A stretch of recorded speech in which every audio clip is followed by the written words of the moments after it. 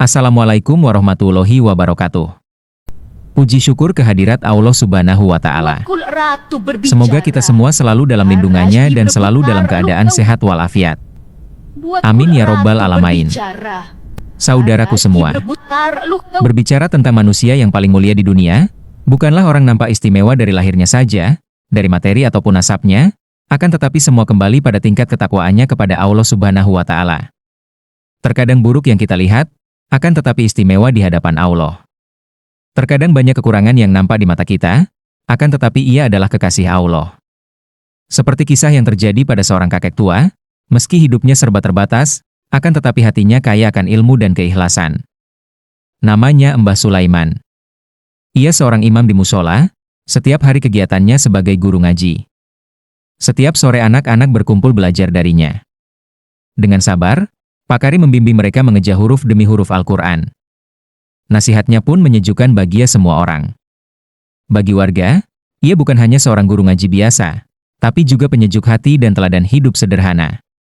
Baginya, mengabdi urusan agama adalah kebahagiaan yang tak ternilai.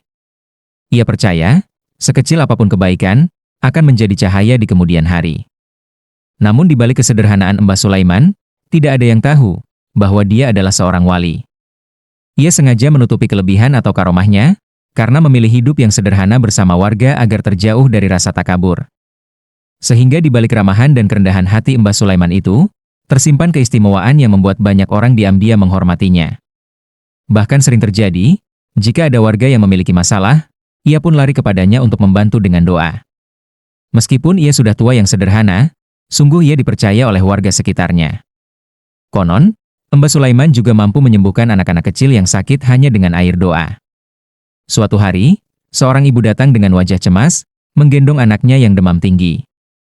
Sudah berbagai obat dicoba, namun tak kunjung sembuh.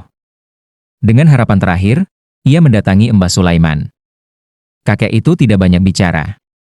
Ia hanya mengambil segelas air putih, menutup mata, lalu berdoa lirih dengan penuh khusyuk. Suaranya pelan, hampir tak terdengar, namun terasa menenangkan. Setelah itu, air tersebut diberikan kepada sang anak untuk diminum. Anak ibu sembuh, ucapnya singkat. Ajaibnya, keesokan harinya demam anak itu turun. Kabar itu pun menyebar dari mulut ke mulut. Sejak saat itu, banyak orang datang bukan hanya untuk meminta kesembuhan, tetapi juga untuk merasakan ketenangan dari doa-doa sederhana sang kakek tua. Dan di desa itu, Mbah Sulaiman tetap hidup sederhana, tanpa pamrih, tanpa kesombongan, hanya menjadi perantara kebaikan bagi sesama.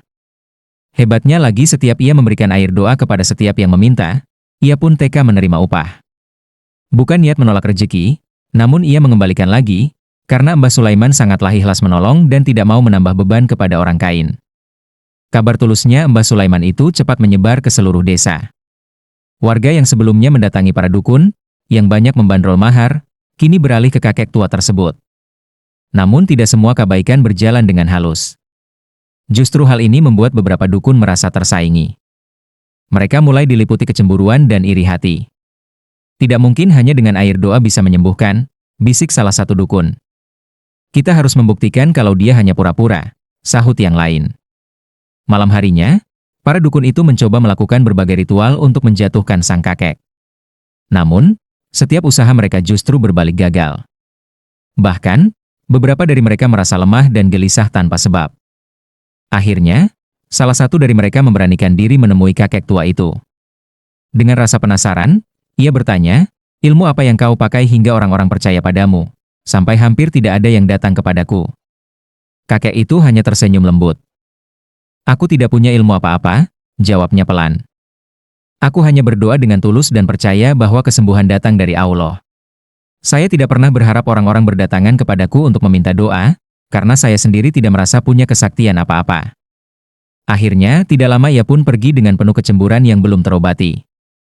Mbah Sulaiman pun tersenyum. Hingga esok harinya. Malam sunyi seperti ditelan waktu. Angin berembus membawa hawa mistis di sekitaran desa itu. Semua mata pun sudah tertutup lelap. Tinggal suara langkah kaki Mbah Sulaiman yang ada. Ia duduk di depan sebuah rumah tuanya, matanya menatap langit dengan tenang, seolah sedang membaca sesuatu yang tak kasat mata. Ia memang terbiasa duduk sendirian di tengah malam. Tapi hari itu berbeda. Mbah Sulaiman menarik napas panjang. Dadanya naik turun perlahan, seolah ia sedang menyatu dengan kesunyian. Sudah menjadi kebiasaannya duduk di luar rumah setiap tengah malam. Katanya, malam adalah waktu di mana dunia yang terlihat dan tak terlihat saling berpapasan. Tiba-tiba, angin berhenti. Jangkrik pun mendadak diam. Suasana berubah hening, terlalu hening, seperti ada sesuatu yang menahan napas. Mbah Sulaiman tidak terkejut. Ia hanya sedikit menyipitkan mata, menatap lebih dalam ke arah langit. Awan-awan yang tadi bergerak pelan, kini seperti terbelah. Dari celah itu, muncul cahaya redup berwarna keemasan. Dan tiba-tiba, dari balik awan itu, muncullah sebuah kereta kuda yang dinaiki seorang perempuan cantik. Kereta itu berjalan di atas langit, seolah awan adalah jalan yang kokoh. Rodanya berputar tanpa suara, dan kudanya berwarna putih pucat dengan mata yang menyala samar seperti bara. Kereta itu terlihat tua, namun megah, berhias ukiran yang berkilau meski tak tersentuh cahaya bulan. Mbah Sulaiman tersenyum tipis. Sudah lama tidak terlihat. Untuk apa dia lewat sini? Gumamnya pelan. Kereta itu melaju perlahan, melintasi langit tepat di atas rumahnya. Tidak ada suara derap kaki kuda. Tidak ada suara roda. Hanya keheningan yang semakin dalam. Namun, saat kereta itu tepat berada di atasnya, Mbah Sulaiman merasakan sesuatu, sebuah getaran halus di dalam dada. Tidak lama kereta itu pun pergi. Akan ada keramaian apa di desa ini? Kata Mbah Sulaiman bisiknya dalam hati. Hingga suatu hari, Mbah Sulaiman bersama warga yang tinggal di desa kecil dekat pesisir yang aman dan damai itu. Terdengar suasana mendadak berubah mencekam ketika seorang warga hilang saat pergi memancing. Pagi itu, ia terlihat berjalan sendirian membawa jaring dan ember, seperti rutinitas biasanya di tepi laut. Namun hingga sore menjelang, ia tak kunjung pulang. Warga mulai cemas. Beberapa nelayan yang menyusuri pantai tidak menemukan jejak apapun. Seolah terjadi sesuatu di luar nalar. Apa mungkin disambar buaya? Kata salah satu warga. Tidak mungkin, selama ini tidak ada buaya yang muncul. Jawab yang lain. Desa geger. Ibu-ibu menangis, anak-anak dilarang keluar rumah, dan para pria berkumpul membawa senter serta alat seadanya untuk mencari di sekitar lokasi. Suasana malam itu terasa mencekam, hanya suara ombak dan desiran angin yang menemani pencarian. Ada warga mengaku pernah melihat buaya besar muncul di muara beberapa hari sebelumnya, namun tak ada yang menyangka akan memakan korban. Sejak kejadian itu, warga menjadi lebih waspada. Tak ada lagi yang berani pergi ke tepi laut sendirian, terutama saat pagi buta atau menjelang malam. Keesokannya, kepala desa mengumpulkan warganya untuk menindaklanjuti tentang korban yang belum ditemukan. Semua para pria bahkan para nelayan berusaha mencari jejaknya, namun mereka tidak menemukan jejak apa-apaan. Akhirnya tidak lama, para dukun di sekitaran desa itu berkumpul di rumah kepala desa. Mereka memohon izin untuk menyelesaikan masalah itu. Pak Lurah, saya dan beberapa tim meminta kesempatnya, berikan kami kepercayaannya untuk menindaklanjuti. Serah semua pada kami. Pasti beres. Baik. Jawab kepala desa. Di tepi laut yang sunyi, saat angin malam berhembus dingin dan ombak bergulung pelan, berkumpullah beberapa dukun dari berbagai desa. Mereka datang membawa perlengkapan ritual, kemenyan, bunga 7 rupa, dan kendi berisi air laut. Warga desa berdiri menjauh, menatap dengan harap dan cemas. Sudah 3 hari seorang pemuda hilang tanpa jejak. Salah satu dukun tertua memulai ritual. Asap kemenyan mengepul, doa-doa kuno dilantunkan, dan suara debur ombak seakan ikut menjawab. Mereka mencoba melihat jejak korban melalui alam gaib, memanggil penjaga laut, bahkan memohon petunjuk dari arwah leluhur.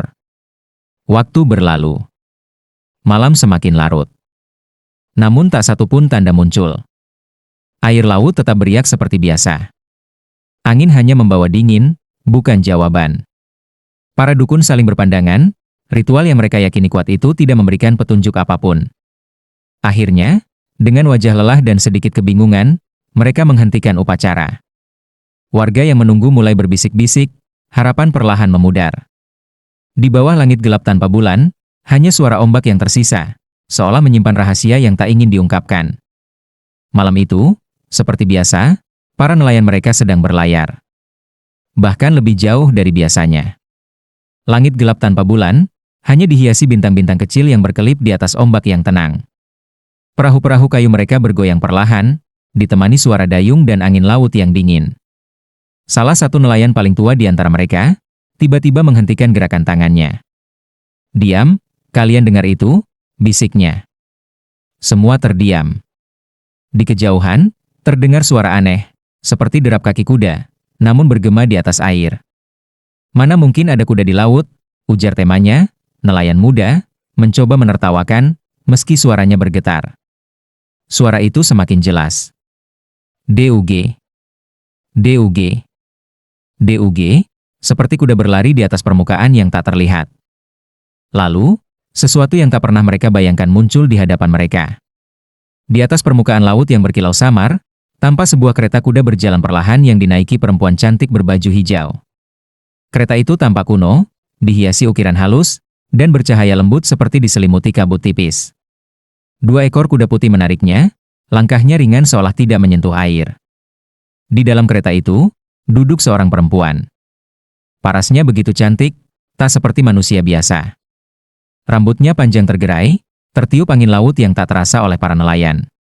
Kulitnya pucat bercahaya, dan matanya menatap lurus ke depan, seolah tidak melihat dunia di sekitarnya.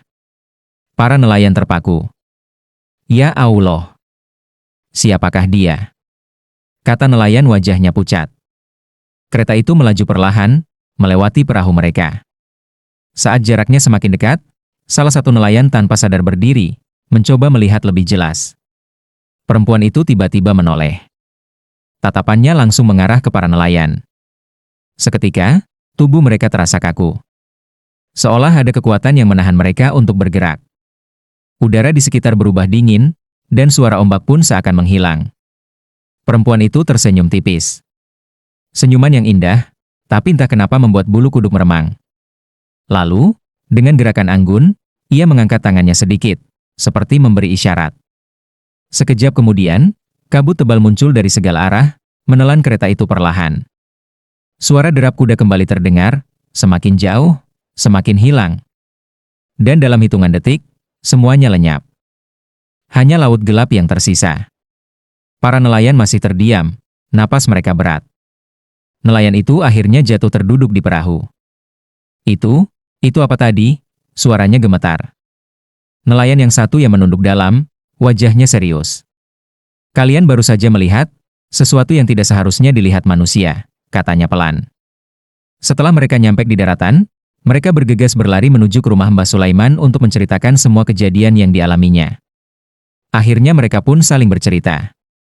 Bahwa kejadian yang alami Nialan itu, sama juga yang alami oleh Mbah Sulaiman.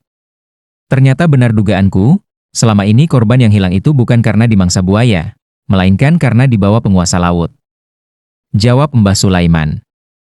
Malam itu juga, ia mengajak para nelayan pergi ke tepi pantai. Ia duduk bersila di tepi pantai, dia menghadap ke arah ombak, dengan berzikir pelan. Menatap gelombang yang datang dan pergi. Ia mengenal laut lebih dari siapapun di desa itu. Dalam bisikan angin malam, ia seolah mendengar panggilan dari tengah laut. Akhirnya Mbah Sulaiman berdiskusi dengan penjaga laut itu secara batiniah. Tidak ada seorang pun yang memahami diskusi mereka. Dan tidak lama, tiba-tiba, dari tengah laut muncul seorang perempuan cantik bergaun hijau dengan singgasananya. Para nelayan pun gemetaran melihatnya. Namun, tidak lama ia pun kembali ke dasar laut. Hingga esok harinya, Mbah Sulaiman pun datang ke rumah kepala desa. Ia memohon izin agar menyerahkan urusan ini kepadanya. Ia hanya meminta doa dan kepercayaan. Bahwa korban yang hilang itu bukan karena buaya, melainkan karena makhluk goib penjaga lautan. "Benarkan Mbah?" tanya kepala desa. "Iya Pak. Korban telah dijadikan tawanan. Kalau saya diizinkan, malam ini juga aku menjemputnya dari mereka," jawabnya. "Lalu bagaimana caranya?" tanya kembali kepala desa. "Biar saya menggunakan caraku sendiri. Cukup Bapak sampaikan kepada warga, untuk mendoakanku agar bisa kembali bersama si korban dengan selamat," jawab kakek Sulaiman. Pak Lurah terdiam tak mampu bicara. Ia hanya bisa menganggukkan kepalanya. Kabar itu pun menyebar. Menjelang tengah malam, dengan beberapa orang mengantarkan Mbah Sulaiman ke tepi laut, dengan hanya mengenakan sarung lusuh ia melangkah ke laut. Subhanallah. Ajaibnya, air tidak menenggelamkannya. Laut seakan membuka jalan, membelah gelombang, mengantar kakek itu turun, semakin dalam, hingga cahaya bulan tak lagi menjangkau. Di dasar lautan, terbentang dunia yang tak pernah dilihat manusia. Istana megah berdiri dari karang dan mutiara, berkilau diterangi cahaya lembut yang memancar dari makhluk-makhluk laut. Ikan-ikan berenang perlahan, seolah menjaga tempat suci itu. Di singgasana istana, duduk seorang ratu laut. Wajahnya cantik namun dingin, rambutnya panjang terurai seperti arus samudra, dan matanya memancarkan kekuasaan yang menakutkan. Kau berani datang ke sini, manusia tua? Suara sang ratu menggema, lembut namun menggetarkan. Kakek Sulaiman menunduk hormat dengan tenang. Ampun, Ratu. Aku datang bukan untuk menantang. Aku hanya ingin meminta, kembalikan pria desa kami. Ratu itu tersenyum tipis. Semua yang masuk ke wilayahku adalah milikku. Itu hukum laut. Kakek itu terdiam sejenak, lalu berkata lirih. Dia punya keluarga menunggu. Setiap malam ia menangis di tepi pantai. Apakah itu tidak cukup untuk melunakkan hati ratu? Istana menjadi hening. Bahkan arus laut seolah berhenti. Ratu itu mendekat dan menatap Mbah Sulaiman lebih dalam. Banyak yang datang memohon, tapi sedikit yang berani datang sendiri ke hadapanku. Kau berbeda, manusia tua. Aku tidak takut mati, jawab kakek itu. Pelan, yang aku takutkan adalah melihat kesedihan yang tak berujung. Sang ratu bangkit dari singgasananya. Gaunnya melambai seperti ombak. Ia berjalan mendekat, hingga hanya beberapa langkah dari kakek tua itu. Aku akan memberimu satu syarat, katanya. Jika kau mau menggantikan pria itu, aku akan mengembalikannya ke daratan. Kakek Sulaiman tersenyum kecil. Jika itu yang harus terjadi, aku bersedia.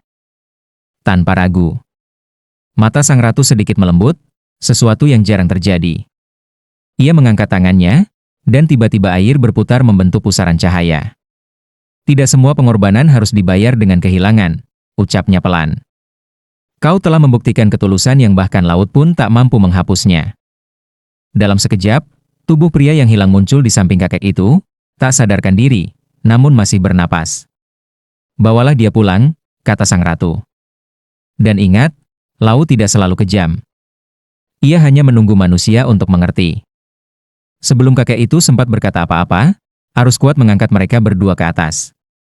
Saat fajar menyingsing, warga desa menemukan Mbah Sulaiman terbaring lemah di pantai, dengan pria itu di sisinya masih hidup. Semua warga terdiam. Sebagian menangis haru, sebagian lagi tak mampu berkata-kata. Pria itu menceritakan bahwa dirinya seperti ditahan di dunia lain, hingga seorang kakek datang dan membawanya pulang. Sejak saat itu, pandangan warga berubah. Kakek Sulaiman bukan lagi sekadar orang tua biasa. Ia dianggap memiliki kedekatan dengan Allah. Banyak yang mulai menyebutnya sebagai wali, seorang yang diberi keistimewaan karena ketulusan dan kedekatannya kepada Allah. Namun kakek Sulaiman tetap sama. Ia masih duduk di depan rumahnya setiap sore, tersenyum sederhana, seolah semua yang terjadi hanyalah bagian kecil dari kehendaknya. Beberapa bulan kemudian, mulai adanya peristiwa tersebut, suatu malam, warga sering melihat sesuatu yang aneh. Di atas awan yang menggantung rendah, tampak sebuah kereta megah berwarna kehijauan, berkilau seperti tersapu cahaya bulan. Kereta itu berjalan perlahan di langit, diiringi angin yang berdesir. Kereta itu bukan kereta biasa, konon milik ratu penguasa Laut Selatan. Anehnya, setiap kali kereta itu muncul, ia selalu berhenti tepat di atas rumah Mbah Sulaiman. Tak lama kemudian, cahaya turun seperti kabut, dan sosok anggun berbalut kain hijau perlahan menjejak tanah. Ia berjalan masuk ke rumah sederhana itu, seolah kini mereka sudah akrab. Karena terlalu akrabnya, sehingga Ratu Laut sering mendatangi Mbah Sulaiman dengan keretanya. Tak ada yang tahu apa yang mereka bicarakan. Namun sejak kejadian itu, Mbah Sulaiman sering terlihat tersenyum sendiri, seakan menyimpan rahasia besar. Warga pun mulai percaya bahwa di balik kesederhanaannya, Mbah Sulaiman adalah penjaga batas antara dunia manusia dan dunia gaib, tempat sang ratu sesekali datang dari langit untuk menemuinya. Di depan rumah Mbah Sulaiman, ratu cantik bergaun hijau itu duduk bersamanya. Wajahnya begitu anggun, namun tatapannya dalam dan misterius, seolah menyimpan rahasia besar dari lautan. Mbah Sulaiman tampak berbincang santai, seakan wanita itu bukan sosok asing. Ada yang bercerita tentang pembicaraan mereka. Ia mendengar wanita itu berkata lembut sambil memberikan suatu benda berharga yang berkilau sebagai penghargaan. Aku akan datang lagi, Mbah, seperti biasa. Angin malam tiba-tiba berhembus dingin, membawa aroma laut yang asing bagi kampung itu. Tidak ratu itu pamit, naik kereta perlahan kembali terbang. Keesokan harinya, seseorang yang mendengar pembicaraan yaitu nekat bertanya. Mbah, semalam itu siapa? Mbah Sulaiman hanya tersenyum tipis. Dia, ratu penguasa laut. Tapi bagiku, hanya teman lama. Namun setiap malam tertentu, ia selalu melihat Mbah Sulaiman duduk sendiri di depan rumah. Seolah menunggu seseorang dari dunia yang berbeda.